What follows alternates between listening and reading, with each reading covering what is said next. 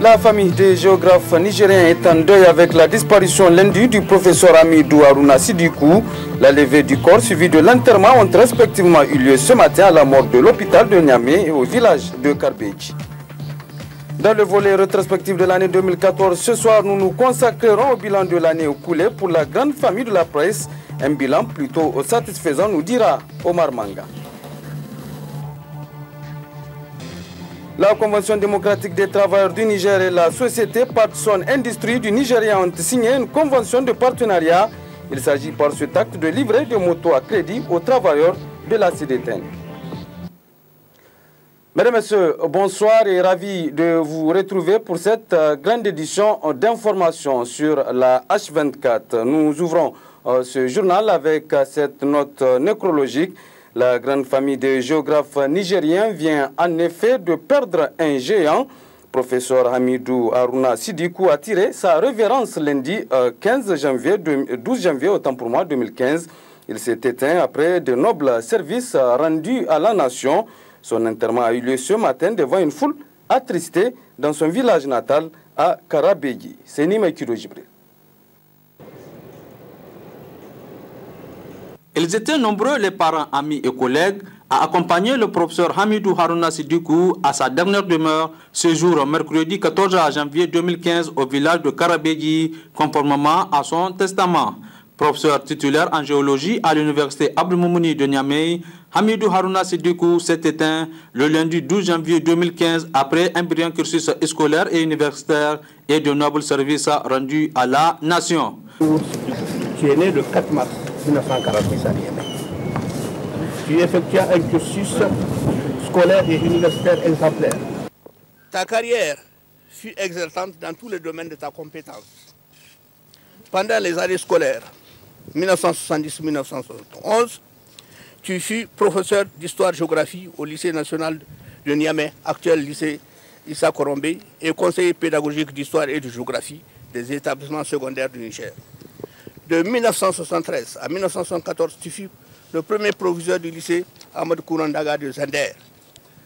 D'octobre 1974 à novembre 1982, tu fus assistant, maître de conférence, puis professeur titulaire à l'université Abdou Moumouni de Niamey. Tu es le premier professeur titulaire de géographie au Niger. Tu fus le chef du service de géographie de l'école des lettres et sciences humaines entre 1975 et 1980. De 1981 à décembre 1985, tu fus directeur de l'Institut de recherche en sciences humaines de l'université de Niamey et chef du département de géographie et aménagement de l'espace GAM pendant de longues années. De 1988 à 1990, tu fus recteur de l'université Abdou Moumouni de Niamey. De 1986 à 1988, tu devins secrétaire permanent du comité ad hoc chargé de l'élaboration d'un code rural au Niger. De 1997 à 1998, tu es ministre de l'enseignement supérieur et de la recherche. Du 15 janvier 1999 au 15 juillet 2002, tu fus détaché auprès de l'Agence de coopération culturelle et technique ACCT, où tu occupas le poste de directeur de l'éducation et de la formation technique et professionnelle. Secrétaire administratif et correspondant éditeur des Annales de l'Université de Niamey de 1977 à 1988. Membre du comité consultatif universitaire du Conseil africain et malgache pour l'enseignement supérieur CAMES. Tu fus aussi membre du comité consultatif universitaire de l'Université Abdou Moumouni de Niamey et président du comité technique CTS en lettres sciences humaines et sociales de 1992 à 1993. Directeur de publication de la revue Mouk Arassani de l'Institut de recherche en sciences humaines jusqu'à ce jour fatidique du 12 janvier 2015. Auteur et co-auteur de plusieurs publications, parmi lesquelles on peut citer l'Atlas du Niger, Géographie du Niger, Mobilité et sédentarité entre Niger et Nzgaret, la gestion des déchets à Niamey. Professeur au cours de cette longue carrière, tu as contribué au rayonnement de la science à l'université Abdou Moumouni de Niamey et particulièrement à l'Institut de recherche en sciences humaines. Et tu as assuré la relève et la promotion de la carrière des jeunes chercheurs. Ce qui t'a valu la reconnaissance de ton pays en te faisant officier des palmes académiques et celle du CAMES qui t'a décerné la même reconnaissance. Depuis 2011, tu es d'ailleurs conseiller à la présidence de la République du Niger. Le décès du professeur Hamidou Harouna Siddikou crée un vide au sein de la communauté scientifique nigérienne, en témoignent ceux qui ont connu l'homme de son vivant et qui gardent d'ailleurs de lui un enseignant et un père de famille exemplaire. Le professeur Siddikou a d'abord été notre enseignant depuis nos débuts à l'université. Donc il nous a enseigné d'abord, puis il nous a encadrés tout au long de nos travaux, d'abord de maîtrise, puis de doctorat. Puis il nous a accueillis à l'université. Aujourd'hui, je peux considérer que la famille des géographes est en deuil, la grande famille, parce que tous les jeunes géographes ont reçu d'une manière ou d'une autre l'appui scientifique, moral, voire matériel du professeur Siddikou. Il laisse un grand vide dans notre communauté scientifique. Je retiens du professeur d'abord un grand frère, un humaniste, et quelqu'un qui s'engage toujours et qui a tout donné, particulièrement pour la formation des jeunes, et d'une rigueur exemplaire, d'une rigueur formatrice. Il n'a jamais aimé les dettes, il n'a jamais vécu au-dessus de ses moyens, il est parti propre et léger, de manière prompte, comme il a vécu. Il était certes toujours pressé, mais sans indisposer ni fatiguer personne. Dieu merci. Le professeur laissa derrière lui une veuve, 4 enfants et 2 petits-fils après une vie merveilleusement remplie. Une vie bien remplie donne une mort tranquille. Professeur Hamidou Harouna Siddikou repose en paix. كن في الدنيا كأنك غريب أو عابر سبيل قل إن الموت الذي تفرون منه فإنه ملاقيكم ثم تردون إلى عالم الغيب والشهادة فينبئكم بما كنتم تعملون. Que l'âme de l'illustre disparu repose en paix. Amen. Et puis, dans la page bilan de l'année 2014, nous vous proposons ce soir la rétrospective de l'année dans le domaine de la presse. Quatrième pouvoir après l'exécutif, le législatif et le pouvoir judiciaire. Le monde de la presse a connu un chapelet d'événements tant positifs que négatifs. N'est-ce pas, Omar Manga? 2014 a été marqué par divers événements dans le domaine de la presse. Le 27 janvier 2014, 2 journalistes et un acteur de la société civile ont été interpellés. Tous les 3 ont été convoqués à la direction de la police judiciaire suite à un débat télévisé. 2 autres journalistes avaient été entendus par le procureur de la République qui avait estimé qu'il n'y avait pas matière à poursuivre.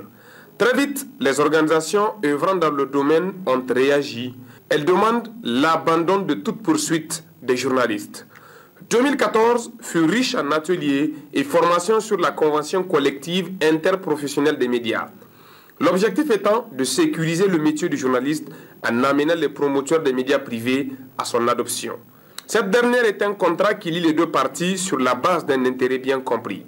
Elle assure aux employés une bonne carrière et un épanouissement durable. L'absence de cette convention collective continue, il faut le dire, d'exposer les journalistes, surtout du secteur privé, à une précarité permanente et au déshydratat de certains promoteurs.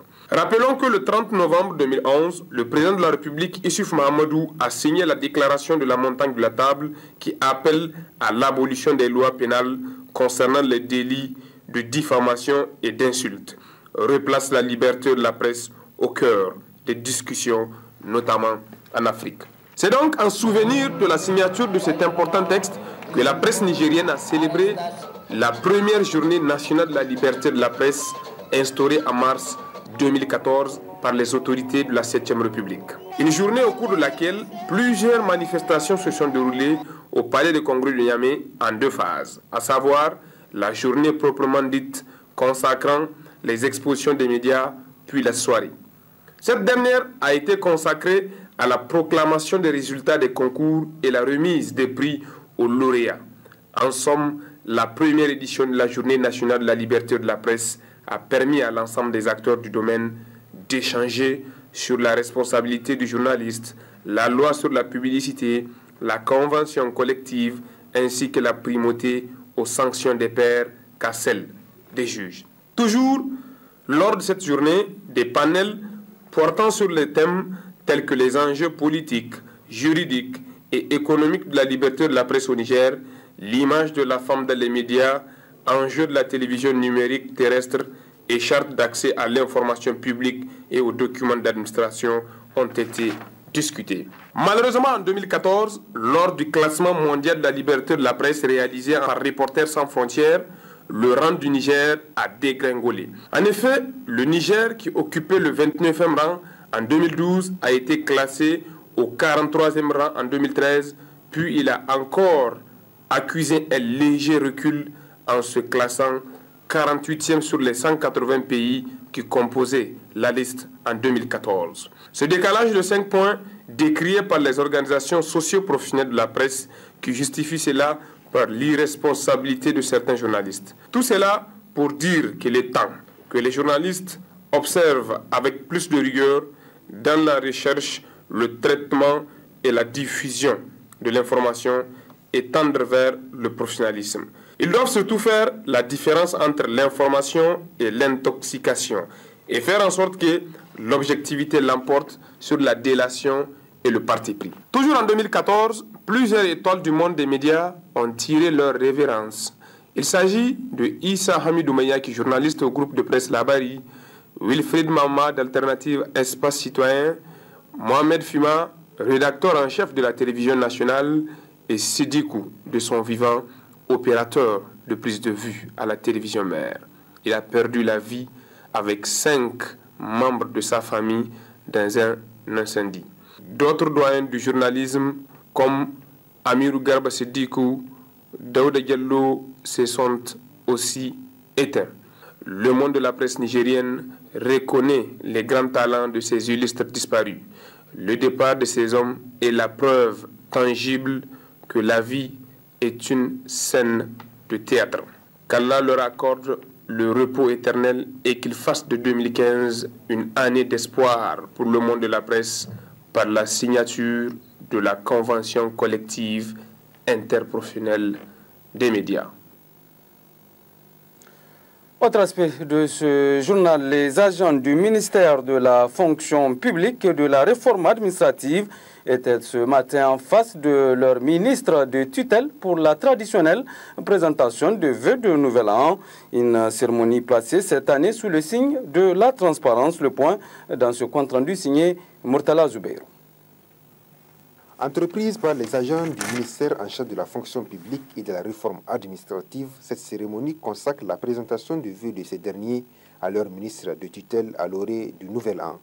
Occasion pour le secrétaire général du dit ministère de souhaiter au nom de tous les personnels leurs vœux les meilleurs au ministre avant de revenir sur les différentes actions menées au cours de l'année écoulée sous l'impulsion du ministre de la fonction publique et de la réforme administrative, El Haj Lawali Chebou. À titre illustratif, nous rappelons entre autres actions réalisées l'adoption par le gouvernement d'un certain nombre de textes pour améliorer les conditions de vie et de travail des agents de l'État en particulier et de la population nigérienne en général. La tenue de l'atelier de formation des directeurs des ressources humaines, des ministères en gestion prévisionnelle des emplois et des compétences, la tenue de l'atelier de validation du rapport sur les répertoires des emplois et des compétences de la fonction publique de l'État en vue de répondre à la préoccupation du profil poste et emploi. La création des directions régionales de la fonction publique et de la réforme administrative dans les 7 régions du Niger et dans la ville de Niamey, ainsi que la construction en cours des locaux devant les abriter, la dotation en mobilier et matériel informatique des services centraux du ministère. Prenant la parole à son tour, le ministre a transmis en retour ses vœux au personnel de son département ministériel avant de donner les résultats qui ont abouti à la réalisation de toutes ces actions. Au cours de cette année 2014, pour arriver à ces résultats, il vous souviendra qu'à beaucoup d'occasions, j'ai dû mettre beaucoup de pression. J'ai dû utiliser souvent des méthodes qui ne sont pas habituelles, en tout cas au niveau du ministère de la fonction publique. Mais vous comprendrez à la fin de l'année que cela était nécessaire pour arriver à réaliser ces résultats au cours de l'année.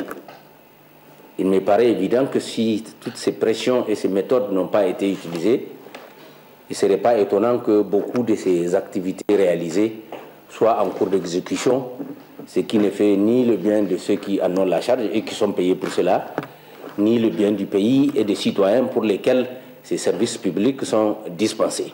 Il s'est ensuite apaisanti sur le changement de comportement dans la gestion du service public. Il vous souviendra que lors de son dernier message à la nation, le président de la République a mis un accent particulier sur la nécessité de procéder à des changements qualitatifs de comportement, en particulier dans la gestion du service public, dans le respect du bien public et dans le comportement que chacun et chacune d'entre nous doivent observer.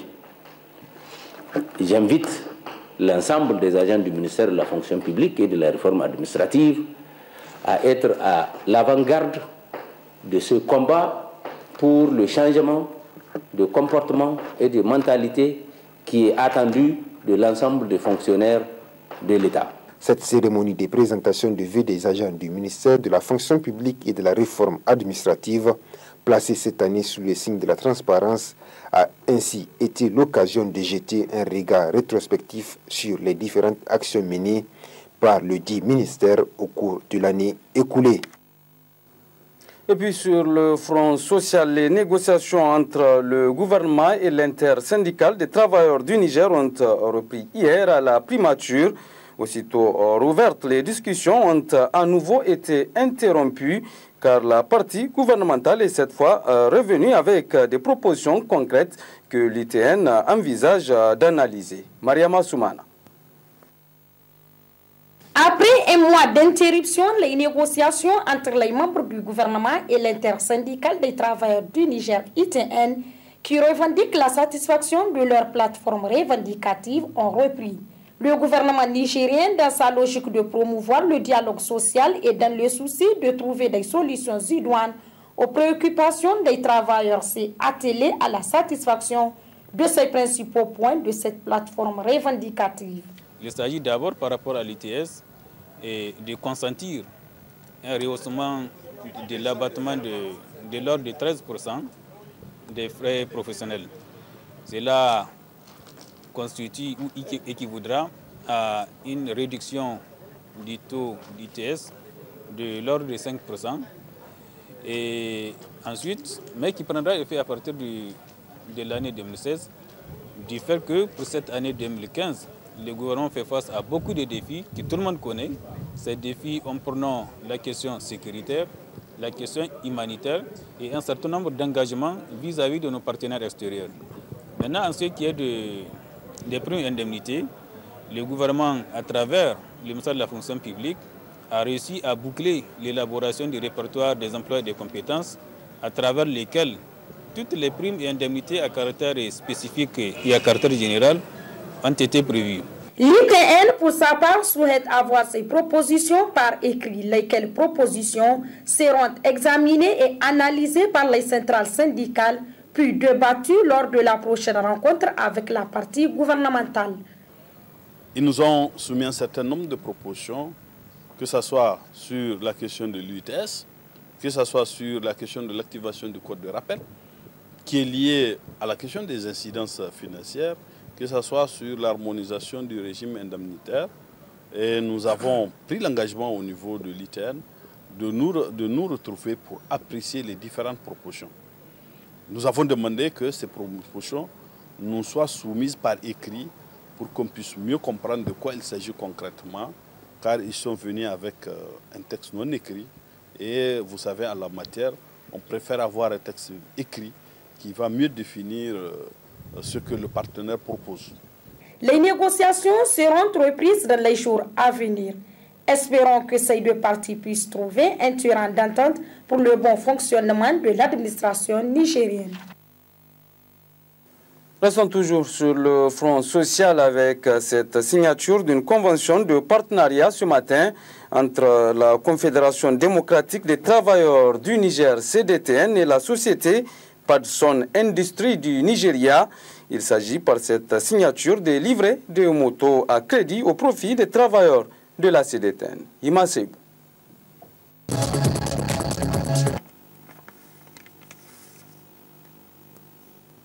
Par cette signature, la Confédération démocratique des travailleurs du Niger, CDTN, et la société Padson Industries Limited du Nigeria marquent officiellement le début de la convention de partenariat portant sur la vente des motocyclettes entre les deux parties. Une convention qui a pour objectif de livrer à crédit des motocyclettes CGL 125 de marque Lifan au profit des travailleurs militants de la Confédération démocratique des travailleurs du Niger, CDTN. Le représentant de la société Padson a présenté brièvement la dite société avant de s'appesantir sur les clauses de la convention.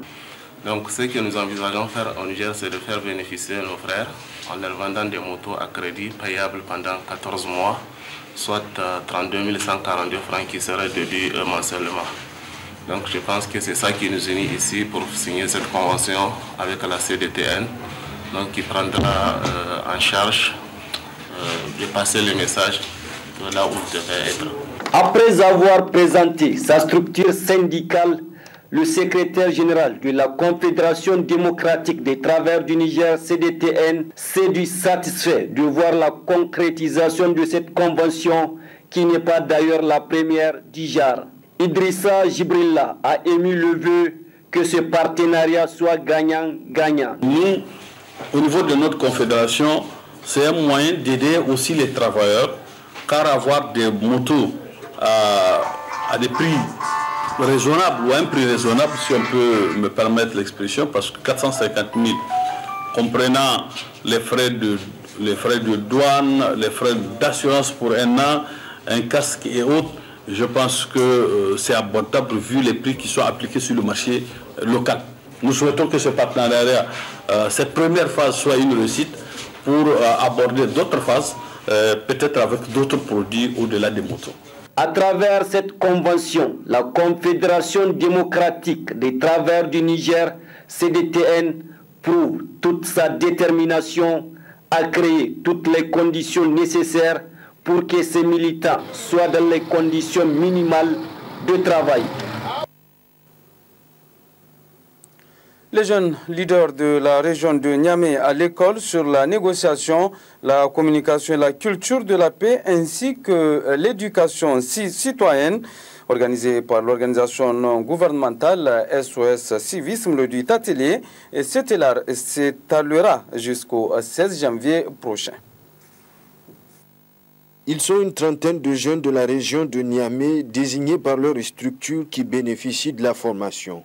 Au cours de cette dernière, ils apprendront à négocier, à communiquer, à cultiver la paix et l'éducation citoyenne. Cela à travers le projet Révalorisation de Vivre Ensemble, rêve de l'ONG SOS Civisme, soutenu par plusieurs partenaires, notamment l'ONG CARE. Il convient de souligner que le projet rêve est un mécanisme participatif conçu et mis en œuvre pour susciter et appuyer l'engagement en faveur de la paix, de la tolérance et du dialogue inter- et intra-religieux.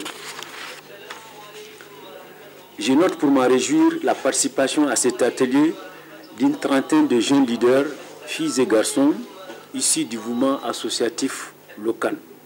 À ce stade de mon propos, je tiens à remercier très sincèrement l'Union européenne, la haute autorité à la consolidation de la paix, ainsi que les ONG CARE International et SOS Civisme, sans l'appui desquels cette formation n'aurait pas eu lieu. Comment faire pour avoir la confiance d'un partenaire?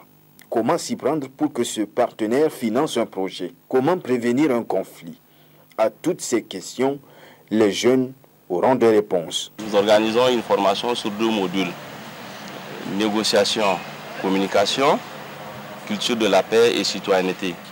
Et nous avons choisi ces 2 modules parce que les jeunes, s'ils veulent négocier auprès des partenaires, il faut qu'ils sachent, il faut qu'ils connaissent les dispositions ou les techniques de négociation et les techniques de communication. Et parce qu'on a fait un constat, quand les gens veulent négocier quelque chose, ils disent nous revendiquons. Mais une revendication face à un partenaire, lui, ça ne lui dit rien. Il faut avoir des capacités à montrer que vous avez un projet qui est bancable, un projet qui peut soutenir. Et c'est dans ce cadre que nous avons entrepris cette formation. Maintenant, la culture de la paix, c'est la matière même. Parce qu'on veut intervenir dans le domaine de la paix, le renforcement de la paix et la citoyenneté. Si les jeunes n'ont pas acquis ces connaissances dans ce domaine, ils risquent de taper à côté et ils risquent d'être... ils ne vont pas contribuer de manière significative au renforcement de la paix que nous souhaitons au Niger. Et c'est pour cela que nous disons qu'il faudrait les outiller. SOS Civisme n'a pas l'intention de s'arrêter là. L'ONG continuera à former les jeunes sur d'autres thématiques. Outiller les équipes dirigeantes des structures de l'université Abdou Moumouni de Niamey, c'est l'objet d'un atelier qui a ouvert ses travaux dans la salle de réunion du rectorat. L'ouverture de cette rencontre a donc été placée sous la présidence du recteur de l'université Abdou Moumouni de Niamey. Compte rendu Oumarou Amadou. Moderniser la mise en œuvre d'importants processus de changement tels que la professionnalisation des filières de formation, la structuration de la recherche pour une meilleure contribution au développement du Niger, l'accès aux technologies de l'information et de la communication étaient les grands traits de cet atelier destiné aux équipes dirigeantes des structures de l'université Abdou Moumouni Diofo sur la thématique du leadership universitaire. Pour le recteur de l'université Abdou Moumouni, cet atelier vient à point nommé renforcer les capacités au profit des responsables de l'université. Le but, les objectifs qui sont assignés à cet atelier, c'est de développer un comportement de leadership à tous les participants, de savoir communiquer une vision, d'abord avoir une vision en tant que leader d'une institution et de savoir traduire cette vision en projet et d'en faire un plan d'action et aussi d'être capable de communiquer cette vision et la partager avec les autres membres de notre institution. Et si vous le constatez, tous ceux qui sont réunis ici, c'est les recteurs, les vice-recteurs, les doyens, vice-doyens, directeurs et directeurs adjoints. C'est donc une manière de renforcer les capacités des responsables de l'université pour que chacun puisse assumer ses responsabilités dans les meilleures conditions. Les collaborateurs techniques tels que la coopération française via FSP, le projet du Fonds de solidarité prioritaire, cet atelier se veut une contribution importante et la nécessité de donner aux responsables des structures de l'université des outils de leadership. La modernisation de l'université Abdou Moumouni, c'est différentes composantes. C'est la professionnalisation, c'est la structuration de la recherche, la démarche qualité. Mais c'est aussi la capacité des responsables des structures de l'université Abdou Moumouni de mettre en œuvre ces changements. Et donc le dernier comité de pilotage qui s'est tenu en juillet 2014 a trouvé important d'organiser un atelier de formation au leadership pour les responsables des structures de l'université Abdou Moumouni pour qu'ils soient plus aptes ou qu'ils aient toutes les capacités et les outils pour pouvoir conduire ce changement et cette modernisation. Depuis 2007, j'ai formé tous les managers des filiales d'Areva à Arlit, la Cominac, la Somaïr. J'interviens aussi également pour tous les managers de la Soraz. Donc voilà, donc j'ai un ensemble de connaissances. J'ai un intérêt personnel au Niger. Donc voilà, c'est pour ça. Parce que je crois en ce pays. Il y a plein de choses à faire. Donc préparer les élites, ça me semble important. Cet atelier qui se tiendra du 13 au 15 janvier 2015 a pour objectif principal la vision d'une université compétitive au niveau international, efficiente dans la mise en œuvre de ses activités dans les milieux professionnels, publics et privés du Niger. Suite de ce journal, l'organisation non gouvernementale de recherche en sciences sociales a initié hier une conférence publique. L'objectif est de présenter au grand public nigérien un nouvel ouvrage intitulé « Une politique publique de santé et ses contradictions ». Les précisions d'Omar Hama. Présenter au public ce livre intitulé « Une politique publique de santé et ses contradictions », c'est l'objectif de cette conférence organisée par l'ONG nigérienne de recherche en sciences sociales, l'ASDEL. Une structure qui œuvre dans le domaine de la recherche et la formation en sciences sociales. Le professeur Jean-Pierre Olivier, l'un des auteurs de cet ouvrage, explique l'idée globale qui ressort de ce document. De comment s'est passée la mise en place de cette politique et la mise en œuvre. Et je pense que c'est un peu la première fois qu'une politique publique est à ce point en Afrique décortiquée, analysée en profondeur par des équipes de chercheurs sérieuses, de façon rigoureuse. Et donc on met en évidence évidemment un grand nombre de contradictions, d'incohérences et de difficultés dans la mise en œuvre de cette politique de santé. Mais pour nous, l'essentiel de la leçon, c'est qu'on ne peut pas introduire comme ça d'en haut une politique publique qui soit à ce point si peu préparée, sans consultation avec les personnels de santé, sans consultation avec les usagers, sans consultation avec les COGES, avec une impréparation même en termes de finances à peu près totale. Je trouve que c'est très amateur. Et au fond, ce que souvent nous reprochons nous-mêmes aux politiques publiques qui sont faites à l'extérieur par les partenaires au développement qui arrivent avec des politiques toutes faites, on s'aperçoit et qui ne marchent pas sur le terrain. On a l'impression que même quand elles sont faites à Niamey, ils font la même chose. Et ils font des politiques qui ne sont pas du tout adaptées aux conditions de terrain. Cet ouvrage est d'ores et déjà jugé important par les participants, surtout pour les agents de santé. Le titre, il est bien dit et que c'est un livre qui mérite d'être exploité. Nous l'avons déjà lu et avant même qu'il ne soit ficelé dans sa forme définitive. Et je pense que c'est un livre qui fait une évaluation de la politique publique de santé en général et de la gratuité des soins en particulier. C'est un livre qui permettra aux décideurs au Niger de prendre les bonnes décisions pour améliorer le système de santé au Niger. Ces documents dont les recherches ont été menées dans 3 pays de la sous-région, à savoir le Burkina, le Mali et le Niger, vient ainsi booster les recherches en sciences sociales en Afrique. Dernier aspect de ce journal avec la Direction nationale de la médecine sportive du ministère de la Jeunesse et des Sports qui organise depuis ce matin au palais du 29 juillet un atelier en sécurisme en milieu sportif, organisé à l'intention des entraîneurs sportifs des 8 régions du pays. Le dit atelier vise à outiller ces acteurs sportifs sur les actions, sur les notions de base et de pratique du sécurisme médical. Damana Abdoulaye. Placée sous le thème sécurisme en milieu sportif, cette session de formation des entraîneurs sportifs venus des 8 régions du pays s'inscrit dans la droite ligne du renforcement de leur capacité.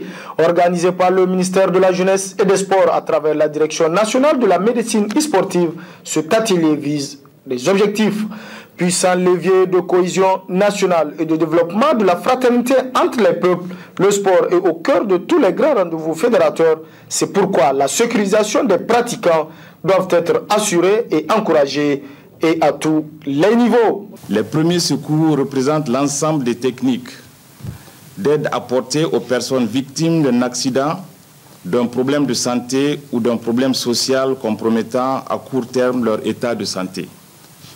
Les thématiques retenues pour cette session de formation des entraîneurs sportifs porteront sur l'arrêt cardiaque et les gestes de secours, comment placer une victime en position latérale de sécurité, que faire face à un traumatisme crânien avec perte de connaissance et à un traumatisme du rachis cervical, que faire face à un saignement du nez, la prise en charge d'une hémorragie externe, la prise en charge de fractures, entorses, luxations et crampes musculaires. Ainsi, mesdames, messieurs, cette session de formation destinée pour la sécurisation des pratiquants du sport et qui va concerner les entraîneurs de sport de toutes les régions de notre pays répond bien aux idéaux et aux valeurs promotrices du sport. En tant que facteur essentiel en milieu sportif, le secourisme médical pour les sportifs est une nécessité, surtout en face d'une urgence du genre arrêt cardiaque. Sur le terrain d'entraînement, vous allez les voir, mais vous n'allez pas voir d'agents de santé avec eux. Si un accident quelconque arrive, qu'ils puissent faire face à cet accident avant de penser à appeler le SAMU, les pompiers ou bien un médecin. Donc c'est dans ce cadre-là qu'on s'était dit il faut que ces entraîneurs des différentes disciplines soient regroupés ce jour pour qu'on leur donne les notions du secourisme, les premiers soins d'urgence sur un terrain de sport. Donc on va développer tous ces thèmes, ces différents thèmes. Et essentiellement, le plus important, en fait, c'est la vie du sportif tout de suite. Il faut sauver la vie du sportif. Donc, le problème vital est là. Donc, il faut intervenir tout de suite. Et ça, il faut que ces entraîneurs aient le minimum pour pouvoir y faire face. Parce que quand il y a, par exemple, un arrêt cardiaque, cardio-respiratoire chez un sportif, il faut aller dans les 10 minutes, il faut intervenir. Si après 10 minutes, il y a très peu de chances de sauver le sportif. Et si l'entraîneur se retrouve seul avec son sportif, il ne fait rien pendant les 10 minutes, il est en train de chercher un taxi ou le SAMU pour évacuer le patient. Je pense que ce patient-là, c'est pour plutôt l'amener à Yantala que de l'amener à l'hôpital. Durant 2 jours, ces entraîneurs venus de divers horizons seront outillés sur des notions de base et de pratique sur le secourisme en milieu sportif. Une façon pour le ministère de la Jeunesse et des Sports de préparer ces acteurs qui sont en contact permanent avec les sportifs et par là même suppléer les agents de santé lors des entraînements ordinaires, surtout en cas de blessure. Voilà, ici se referme ce journal. Merci de l'avoir suivi. Restez avec nous. Le programme se poursuit sur la H24. Au revoir.